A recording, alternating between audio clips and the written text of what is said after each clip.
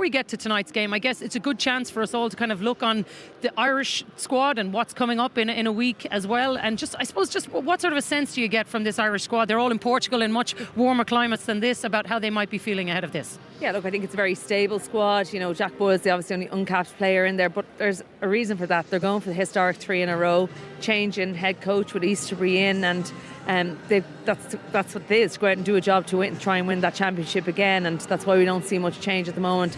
I'd say they're very confident in the fact that they're getting all the players back in. They seem to have everyone to select from, which is hugely positive when you look at some of the other nations, and even the squads they've named have changed already, so having a fully fit squad to choose from is brilliant. Yeah, and when you look at that squad, even there, I think, Darren, for so many squads, we are the envy of an awful lot of people in this Six Nations. Absolutely, and people always love to talk about omissions, and I think when you're looking at the Ireland squad, it makes sense to look at the players in there, because there are players who are unfortunate, but I always say to people, well, who would you take out to put them in? It's such a strong squad of players. I think the interesting thing is just going to be, like, did we see glimpses in November of Ireland's attack just not functioning as it has it done in the past? Is that something down to the fact of the complete change of tack that we've seen at Leinster this year? And very interesting timing for Easterby taking the reins now and trying to sort of morph those Leinster players from that South African style of play into what we're used to seeing from Ireland. So how that unfolds, I think, will go a long way to deciding how Ireland get on. I think Dan Sheehan's going to play a big part in that, burner, because I think anybody who even just saw him making that cameo yesterday, what a return for him at perfect time. Yeah, he's back ahead of schedule. He's put on 4 or 5 kilos of muscle, and he got straight into it yesterday, getting that game obviously, and Farrell and Easterby on it, because I think Farrell is still very much in the background. Felt it was better for him and James Lowe and Jack Boyle to get a game yesterday rather than be in camp. Is it enough to get him to start against England? Who knows? I think he'd definitely be in the match day 23, and Darren's right. Ireland's attack wasn't as good in November.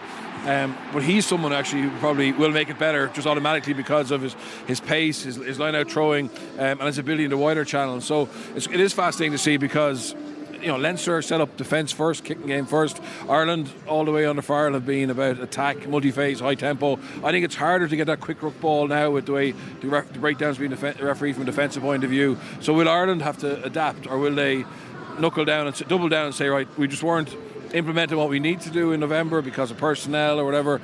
Who's going to be the 10? Prendergast or Crowley? Both of them are in form. Team selection this week will be interesting. Even though Ireland have a very strong squad, it's really about the 23 that are picked this week that are going to tell us more. Do we overplay that, Bernard, the Leinster setup versus Ireland setup, and how challenging that is for players to be able to swap in through, given that it is mostly Leinster players? Look at it, I suppose. Look at their opposition. It's Scotland, very Glasgow focused. France have a lot more diversity, but still, it's to lose halfbacks and have a big influence on that team. I think, look at Leinster, and Leinster probably 18, 19 Leinster players in the matchday 23 this weekend. So they are playing a certain way week in, week out. They train a certain way. They have a mindset around how they play in the blue jersey. Up in the past, it's been very similar. I think now we're seeing a little bit of a difference. So how they adapt to that is going to be very interesting. Yeah, and I think back to that game against Munster on the 27th of December, and that was the first time, I think, it was just so obvious, the shift in the Leinster, and not even in the style of play, but the players' enthusiasm. I wouldn't say they don't want the ball, but the Leinster are so happy to not be in possession. They get so much energy from making big hits. They're so happy to be on their try line for 5 minutes and have a goal line stand, and the energy they get from keeping a team out, and then they move up the field. It's a complete different mindset, everything that's been drilled into them every day for the past number of weeks and months. Will that be out the window to try and shift it back? How easy will that be to do? It's going to be fascinating to watch it unfold. Yeah, there's going to be so much of it. Of course, the new Irish coach as well, with Simon Easterby in there. Even when you look at the fixtures here, Fiona, though, it's a tricky start. I do think for Simon Easterby, even coming in, England at home, Scotland away, that's not an easy start to this competition. Particularly England going and beating us last year, but it is great to have England at home, and that puts us on a good foot. Yes, it's a tough match to start with, but they have their own injuries. I think Ireland are probably a little bit more settled, even though Easterby taking over. Goodman now has a full run in it. He wasn't in very long in those autumn internationals in terms of the attack, so hopefully we'll see that it's not as clunky as it was in the autumn, that there has been an improvement there.